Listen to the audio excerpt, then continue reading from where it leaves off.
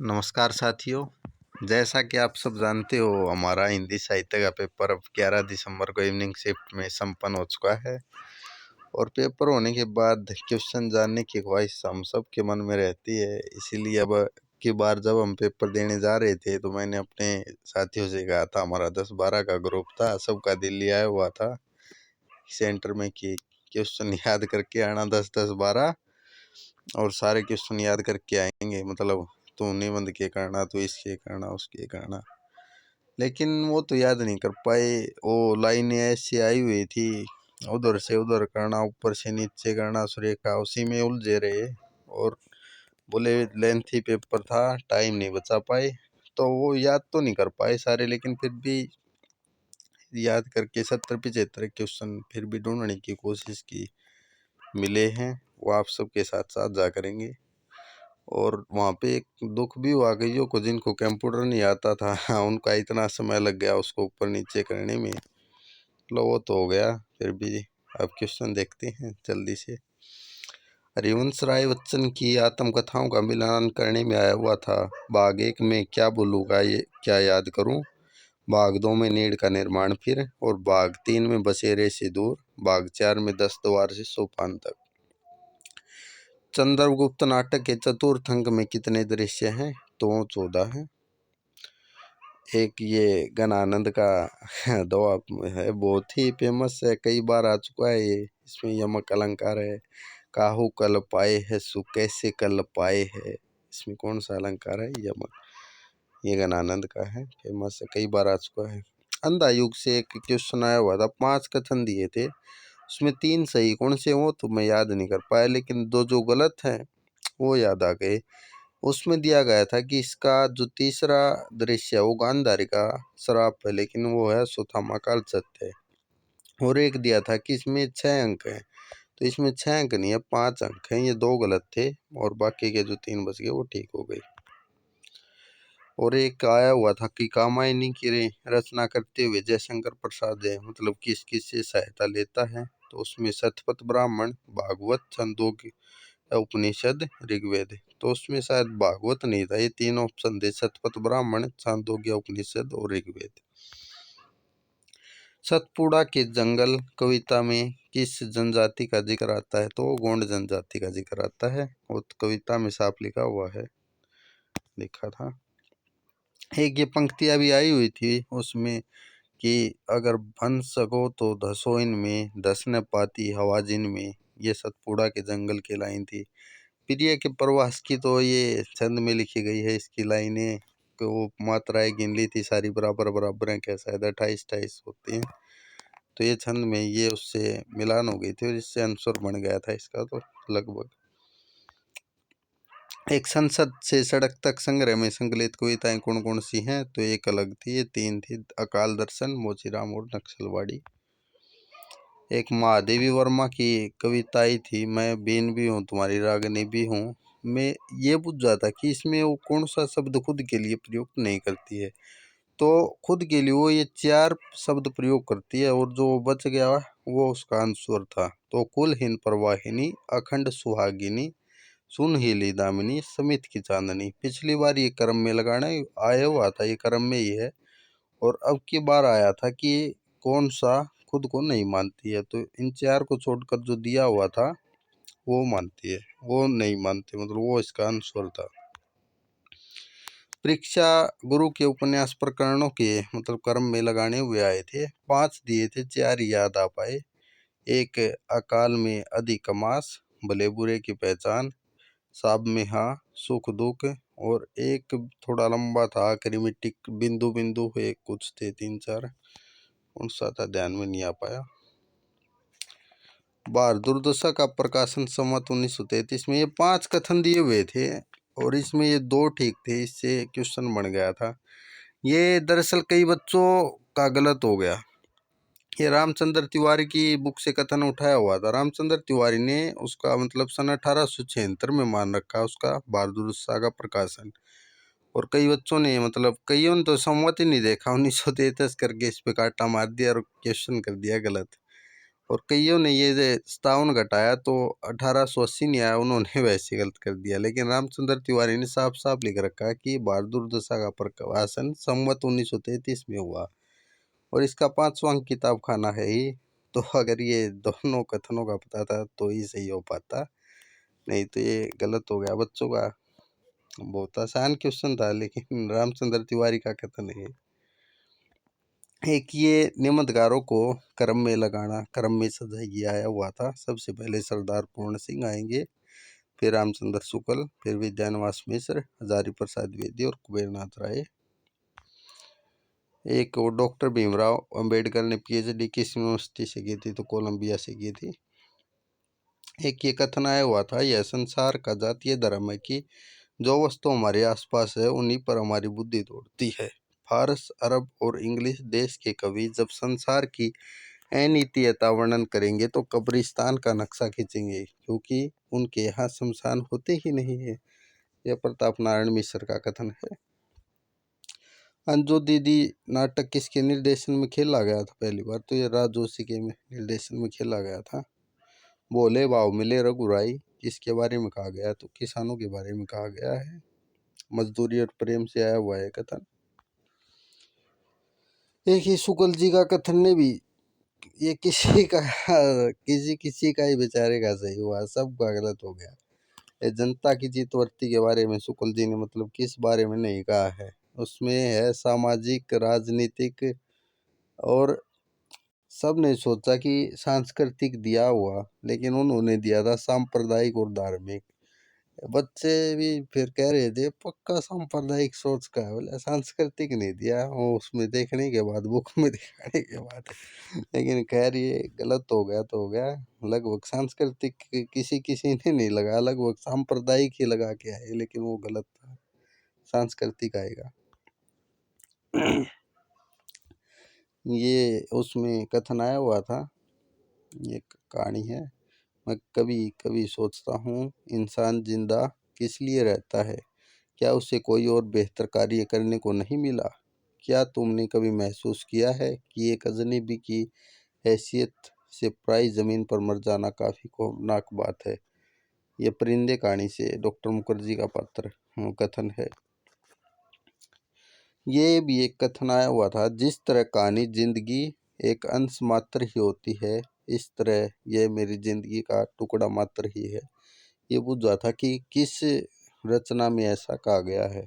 आप उधरी था ऑप्शन में, एक ये कहानी यह भी था ऑप्शन में, और 2 ऑप्शन और थे, तो इन 2 के बारे में शक था, आप उधरी है या एक कहानी यह भी, तो इसका आंसर है। आकर देखा था भूमिका, तो एक कहानी यह भी में लिखा हुआ था। कुमारपाल प्रतिबोध किसकी रचना, तो ये सोमप्रभ सूरी की रचना है। किसकी है? सोमप्रभ सूरी की। पिता लंबे समय से केवल कौन से 2 ग्रंथ पढ़ रहा था, ये क्वेश्चन आया हुआ था पिता कहानी से। पिता कहानी है, उससे आया हुआ था, तो रामायण और गीता का पाठ करते थे। एक ये काव्य शास्त्र से आया हुआ था कि शक्ति कवित्व बीज है, रूप संस्कार विशेष है। ये कथन किसका है? आचार्य मम्मट। ये ऑप्शन में था मम्मट, लेकिन फिर भी कई बच्चे कह रहे कि मम्मट नहीं था, मम्मट नहीं था। कई कह रहे कि मम्मट था, तो लगभग था मम्मट, इसका आंसर मम्मट ही आएगा। एशिया के हरे भरे धर्म जैसे ही वे पश्चिमी विज्ञान की वास्तविकताओं के संपर्क में ले जाते हैं, सूखी लकड़ियों के ढेर मात्र रह जाते हैं। ये हंटर का कथन है, रिपीटेड क्वेश्चन था। यह नाटक इस अर्थ में समकालीन नाटक की यह किसी भी समय के अन्याय, अनाचार, भ्रष्टाचार, विवेक शून्यता और मनमानी पर रोशनी डालता है। यह सत्यप्रकाश मिश्र का कथन है, और शायद ये अंधेर नगरी ये सबसे लास्ट में लिखा गया है, वो है ये सबसे आखिरी में लिखा हुआ कथन है। वही मिलेगा लगभग, फिर भी एक बार बुक में देख लेना। एक असाध्य वीणा की पंक्तियों को क्रम से लगाना हुआ था, प्रियमवद ये सोचता है, तो मतलब थोड़ा लॉजिक लगाना पड़ा, थोड़ा मुश्किल था ये क्वेश्चन, फिर भी देखो सही बनेगा या गलत। एक ये है, प्रताप नारायण मिश्र के बारे में 5 कथन दे रखे थे, और उसमें ये दे रखा था कि हिंदी प्रदीप मतलब जो ये वो थी, इसका संपादन प्रताप नारायण मिश्र ने किया, तो ये कथन बिल्कुल गलत था। इसका संपादन बालकृष्ण भट्ट ने किया था। और एक उसका प्रताप नारायण मिश्र का जन्म दे रखा था, और 3 कथन और थे। इस तरह से एक ये 2 ऑप्शन तो इससे कट गए थे, और 2 और देखने पड़ेंगे। एक ये 3 भाव प्रधान कहानी आई हुई थी, इनमें से कौन 3 भाव प्रधान कहानी है। 11 वर्ष का समय, एक टोकरी पर मिट्टी, ऑप्शन में धुलाई वाली भी था, 2 कहानियां और थी। अमृतसर आ गया है कहानी में कौन सा स्टेशन आने के बाद हिंदुओं में हलचल सी होने लगती, मतलब मुसलमान डरने लगते हैं और हिंदुओं में जोश आ जाता है। तो वजीराबाद स्टेशन आने के बाद ऐसी घटनाएं होने लगती हैं। एक अमृतसर आ गया कहानी की घटनाएं कर्ब में लगानी हुई आई थी, और उसमें दिया गया था सरों में तो 3 पठान हैं, वो बाबू को कहते हैं, बाबू दुबले पतले ले खा ले, मांस का टुकड़ा मोटा हो जाएगा। तो सबसे पहले तो वो था, और फिर वो एक वो हिंदू जो परिवार के वो लड़ पुरुष और महिला चढ़ते और बच्ची को लेकर वो समान, लेकिन वो पठान उसको लात मारकर फेंक देता है, वो आता है। और फिर वो एक आगे जो मुस्लिम आगे स्टेशन पर आकर वो चढ़ता है, तो जो लड़का होता है हिंदू उसको छड़ मार देता है। ये अगर कहानी पढ़ी हुई है तो बिल्कुल आसान क्वेश्चन था, लेकिन अगर नहीं पढ़ी है तो बहुत ही मुश्किल था उसके लिए। तो कर्म में लगाना हुआ आया था, इस तरह से हो गया था ये। उसने कहा था कहानी में कौन सा कथन सत्य है। 5 कथन दे रखे थे। एक तो कि सूबेदारनी कहती कि भी मेरे पति और इसका ख्याल रखना बेटे का, ये तो ठीक था। एक पलट दास वो 73 उस पर वो है, वो भी ठीक था शायद। इस तरह से 5 कथन दिए हुए थे इसमें, और ये पूछा था कौन कौन सा सत्य है। 3 सत्य थे, 2 असत्य थे। प्रेमचंद मुंबई कब गए? 1934 में। प्रेमचंद ने अब की बार पूरी बाजी मारी है। 5-6 क्वेश्चन आए हुए थे, 2 गोदान से, 3-4 उससे शिवरानी देवी के प्रेमचंद घर में। तो प्रेमचंद के बाजी मार लिए अब की बार, 5-6 क्वेश्चन बढ़ गए प्रेमचंद के। अपनी कौन सी 2 पत्रिकाओं को बचाने के लिए प्रेमचंद ने फिल्मों में निर्देशन किया? तो ये मुझे कंफर्म नहीं पता, फिर भी ये 2 पत्रिकाएं थी इसकी। इनने 2 पत्रिकाओं का संपादन किया था, जागरण और हंस, तो खुद की बचाने के लिए ही गए होंगे, तो इसलिए ये मान के चल सकते हैं। बाकी कंफर्म नहीं पता, इसका आंसर के आने के बाद पता चलेगा। एक प्रेमचंद घर में संदर्भ में कौन से तथ्य सही हैं? इसमें 5 तथ्य दिए गए थे कि प्रेमचंद का जन्म यहाँ पे हुआ इतने में, प्रेमचंद मुंबई गए थे उसके लिए फिल्म निर्देशन के लिए, वो कथन बिल्कुल सही था, इससे मैच हो रहा था, इससे भी ठीक हो रहा था वो, और उस वैसे भी ठीक था ये। शिवरानी देवी ने इसका वर्णन किया है, और भी कुछ वर्णन। 5 कथन दिए हुए थे जिसमें 2 गलत थे और 3 सही थे। तो एक यह हुआ था, इसी ये गोदान से आया था ये। जब मेहता जी मतलब गोदान पढ़ा होगा तो आपने याद आया होगा कि भाषण देते हैं, जो स्त्रीलिंग के लिए उसका अध्यक्ष बनाते, तो मेहता जी भाषण देने जाते हैं। तो उसमें कौन सा पात्र था जो उसका मतलब प्रतिवाद करे है, नून चढ़ा है कि मेहता यो पक्का दार्शनिक है, यो महिला के बारे में गलत सोचनो है, उसका प्रतिवाद करूंगा। वो इतना बढ़िया बढ़िया भाषण दे फिर भी। तो अब मालती की बहन सरोज करती है। गोदान से ही ओंकारनाथ का कथन आया हुआ था। एक अंधेरे में कविता में किन महापुरुषों का जिक्र आया है? ये पिछली बार तो ये आया था कि कथनों में आया था गांधी बच्चे को लिया हुआ है, तिलक पाषाण के रूप में है। अब की बार आया कि किन महापुरुषों का जिक्र आया, तो गांधी, तिलक और टोल्स्टॉय। राहुल सांकृत ने सबसे महत्वपूर्ण कवि माना।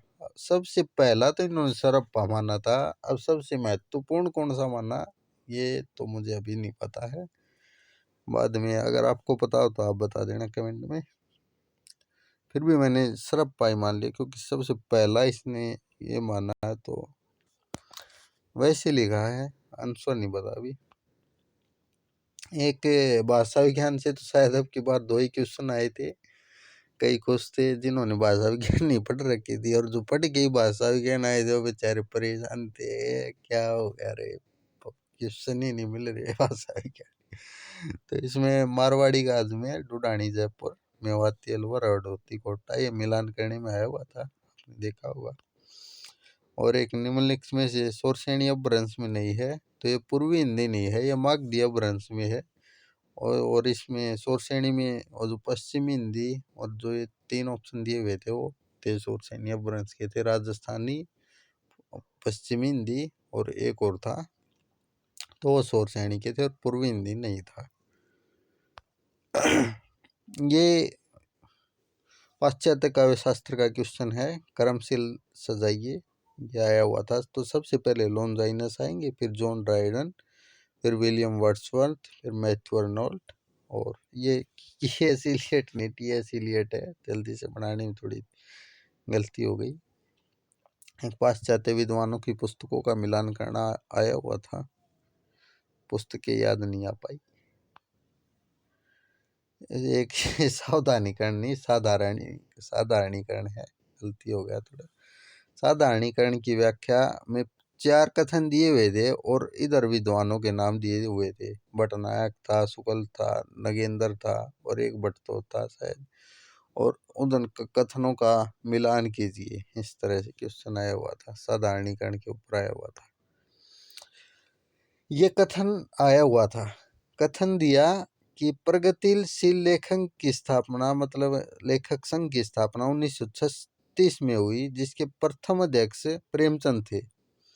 कथन सही था, लेकिन तर्क दिया, ये अभी कथन नीचे तर्क के रूप में दिया कि पंत ने युगांत रचना की 1936 में, और उससे प्रगतिशील संघ लेखक की, मतलब उसके कारण, ये मतलब इसका तर्क था कि क्योंकि पंत ने युगांत की रचना की थी 1936 में, इसलिए मतलब प्रगतिशील संघ की स्थापना हुई। तो ये कथन तो दोनों सत्य हैं, लेकिन ये इसका तर्क ठीक नहीं है। तो ये आएगा कि दोनों कथन सत्य हैं, लेकिन ये इसकी व्याख्या नहीं करता है। मतलब इसका क्या संबंध है इससे, कि इससे क्या साबित होगा तर्क, कि इसके कारण ये है, यो कारण है और ये तर्क है। तो ये होगा कि ये दोनों कथन सत्य हैं, लेकिन ये इसकी सही व्याख्या नहीं करता है। कबीर की कविता शब्दार्थ आया हुआ था, वो क्या था, तो बांसुरी कुछ इस तरह से कविता देकर, और इसमें पिपरी और तुर्री पे ही शक था सबको कि इसमें से अंश, और कई पिपरी बता रहे थे, कई तुर्री, पिपरी तुर्री, इस तरह से रेल में आते आते सब क्या बताए। निनकीर की रचनाएं कर्म से, कम से नहीं, कर्म से लगाने हुए आई थी। सबसे पहले आएगी रेणुका, फिर ओंकार, कुरुक्षेत्र, फिर रश्मिरथी, फिर उर्वशी, ये आई हुई थी, रेणुका, ओंकार, कुरुक्षेत्र, रश्मिरथी, उर्वशी। एक पोंगी का अर्थ आया हुआ था, कई बच्चे बता रहे थे कि ये तिब्बत यात्रा से आया हुआ है, कई कह रहे थे कि इसका अर्थ बौद्ध साधु, कई कह रहे थे इसका अर्थ पागल है। 4 ऑप्शन थे, पता नहीं क्या अर्थ है पोंगी का, अगर आपको बताओ तो आप बता देना। गोदान में बेलारी व सेमरी के बीच की कितनी दूरी है, तो 5 मील की दूरी है, ये भी आया हुआ था। रजतरंगिणी के रचनाकार कल्लण है।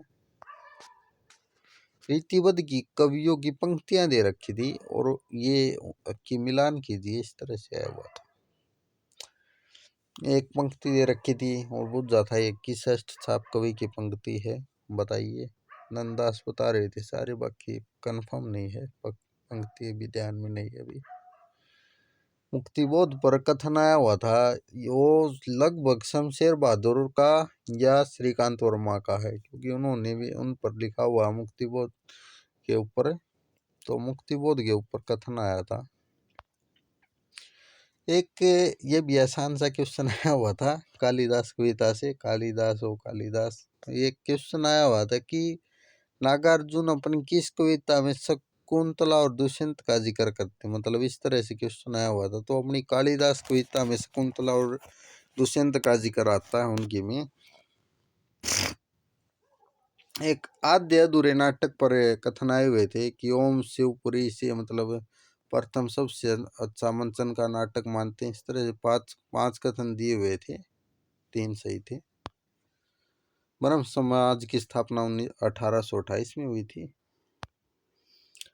राम की शक्ति पूजा की पंक्तियां, ये भी जिसने पढ़ रखी थी उसने आसानी से लगा दी, और जिन्होंने नहीं पढ़ी थी उससे नहीं लगेंगी। ये इसमें सबसे पहले आएगा है हिमानी अमानिशा, कुछ इस प्रकार का था। फिर राघवेंद्र परेशान हो जाते हैं, फिर वो कहते हैं कि है अन्याय उधर है उधर शक्ति। फिर विभीषण का संवाद जो आया था। फिर आखिरी में जामवंत है शक्ति की करो मौलिक कल्पना, वो कथन कहते हैं जो लास्ट में आएगा। इस तरह से ये जिन्होंने पढ़ रखी थी उसके लिए आसान था, और नहीं पढ़ी उसके लिए तो ये बहुत मुश्किल क्वेश्चन था उसके लिए। तो पेपर अब की बार लेंथी इसलिए भी हो गया कुछ, वो तीर सा नीचे ऊपर नीचे करना, डीआई में तो इतनी परेशानी हुई बच्चों की आई नहीं, इतना आसान क्वेश्चन था फिर भी छोड़ के आगे। बोले कि यार समय नहीं लगा वो इधर उधर करने में ही, वैसे चीज बोला इतना आसान था 2 मिनट में कर देते, लेकिन इधर उधर करने में 10-10 मिनट लग गई। क्या बताएं, कईयों के टिक करने ही रह गए बेचारों की 10-10 क्वेश्चन। अब मेरे साथियों का तो नहीं रहा, कौन सहेगा फिर भी। संस्कृति और सौंदर्य निबंध से कथन आए हुए थे कि इसमें अशोक के फूल में वो आचार्य प्रसाद द्विवेदी केवल ये वर्णन करते हैं, वो है ये है सौंदर्य, संस्कृति और सौंदर्य जनावर सिंह का निबंध है। इसमें आचार्य प्रसाद द्विवेदी के बारे में 5 कथन आए हुए थे, और बताना था कौन कौन से सत्य हैं। एक प्रताप नारायण मिश्र के ऊपर मैं बताया था, पहले भी जिक्र आ चुका है इसका, तो दोबारा रिपीट हो गया मेरे से। इसमें एक हिंदी प्रदीप दी हुई थी, एक इसका जन्म दिया हुआ था। हिंदी प्रदीप इसकी नहीं है, वो कथन गलत था, उससे 2 ऑप्शन तो कट गए थे लेकिन 2 रह गए थे। अब की बार क्वेश्चनों का सबसे बड़ा दुख ये था, एक क्वेश्चन मतलब एक से ट्रिक से नहीं बन रहे थे। अगर प्रॉपर पता है तो बनेगा, नहीं तो वो संदेह में ही रहेगा। 2 ऑप्शन पता होते होते केवल 2 ऑप्शन कट रहे थे, 3 के नहीं कट रहे थे, फिर भी 2 में डाउट रहता था। और ये मतलब बच्चों का की बार आसान लग रहा है, वो इसलिए लग रहा था 2 ऑप्शन तो बिल्कुल उसमें 5 कथनों में आसान दे दिए, और 3 इतने मुश्किल। तो पेपर आसान आसान नहीं था, आसान मान रखा गया, आसान नहीं था, बहुत मुश्किल था पेपर। बहुत मुश्किल नहीं तो मतलब एवरेज तो था ही, ठीक ठाक था।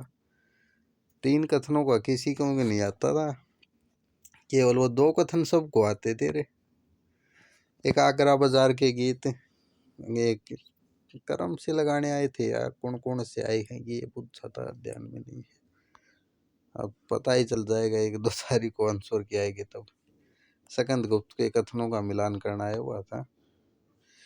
ईदगाह कहानी से प्रश्न आया था कि एक तो अपने माता पिता से बहुत याद करता था, प्रेम करता था, तो इसका तो कोई जिक्र ही नहीं आता। एक वो शायद, एक तो ये गलत हो गया, और एक वो बिस्ती वाला गलत होगा, मोहसिन लेता है बिस्ती, तो दूसरा का तो जिक्र आएगा तो वो तो गलती हो जाएगा। एक मोहसिन सिपाही ले है वो ठीक है। इस तरह तो 5 कथन थे। नूरे वकील लेती है वो भी ठीक था शायद। 5 कथनों में से 3 ठीक थे, 2 गलत थे। तो ईदगाह कहानी से आया हुआ था। तो प्रेमचंद ने बाजी मारी, अब की बार ईदगाह से, गोदान से 2, शिवरानी देवी से 3, और पत्रिका भी बूझ ली अलग से। प्रेमचंद ही प्रेमचंद थे अब की बार, क्या कहने। दुनिया का अनमोल रत्न छोड़ दिया बस, नहीं तो 10% बन जा प्रेमचंद के। एक ये बहुत मुश्किल लगा मैंने प्रश्न, पात्रों का उनकी माँ से मिलान करना आया हुआ था। ज्ञानो था शायद, ज्ञानो का 10वीं, एक का तो पता था, औरों का नहीं अंदाजा लग पाया बिल्कुल भी, थोड़ा सा भी नहीं लग पाया। और वो याद भी नहीं आया, ज्ञानो ज्ञानो याद आई मुझे, लेकिन ये समझ में आ गया कि उसकी माँ से मिलान करना आया हुआ था। और एक जिंदगी नामा के गीत आए हुए थे कि जिंदगी नामा में कौन कौन से गीत आए हैं। अंत में ये लगभग ये मानिए कि 65 के आसपास तो क्वेश्चन कर लिए, और 10 गद्यांश के तो 75 हो गए, ठीक है। तो अब ये कहो कि आप 75 ने पूरे कर दिए हैं, और टाइम भी नहीं लगा ज़्यादा, 25 मिनट मुश्किल होंगे, इतने में इतना टाइम तो लग ही जाता, बिल्कुल खिंचम खिंच गया। टाइम बर्बाद नहीं किया थोड़ा भी। गद्यांश एक तो नारी पर आया हुआ था कि वो मतलब उसका पुरुष उसका रोजगार की मतलब जो काम करती है उसका कोई वो नहीं देता, वेतन नहीं मिलता, उसका चोरी होता, 10% ही वेतन मिलता है, वो काम करती है, ये है वो है। एक नारी पर आया हुआ था, बिल्कुल आसान था। पैसेज जो पढ़ गया ना, मतलब पैसेज बिल्कुल आसान था, 2 मिनट में होने का। परेशानी ये थी मतलब कई बच्चों को उनको एक कंप्यूटर चलाने में साइड में नहीं करना आ रहा था। अब की बार क्वेश्चन साइड में दे रखा था और पढ़ने के लिए पहले तो नीचे नीचे करना पड़ता था केवल, अब की बार इधर भी करो, ऊपर भी करो, नीचे भी करो। उससे बहुत परेशानी हुई बड़कन। फिर भी जिसने पैसेज देख लिया वो सब नु कहते मेरे सारे ठीक है, सारे ठीक है, सारे ठीक है। गद्यांश में कोई दिक्कत कौन थी। दूसरा हिंदी भाषा पाया हुआ था कि हिंदी भाषा का विकास नु है वो है, हिंदी भाषा के ऊपर आया हुआ था। तो ठीक है, एक क्वेश्चन आया हुआ था, अब जल्दी आंसर की आ जाएगी। 1 तारीख को आ जानी चाहिए, 22 तारीख तक तो पेपर चलेंगे और 7-8 दिन में, 1 हफ्ता का ही टाइम की कहते हैं, तो 1 तारीख मान के चलिए, 1-2 दिन लेट भी कर सकते हैं। तो धन्यवाद साथियों। अगर आपको कोई और क्वेश्चन याद हो तो मुझे बताना, और कोई अच्छा कोई आंसर हो, कोई गलत बता दिया हो तो वो भी बताना कि ये नहीं था। बाकी थैंक यू।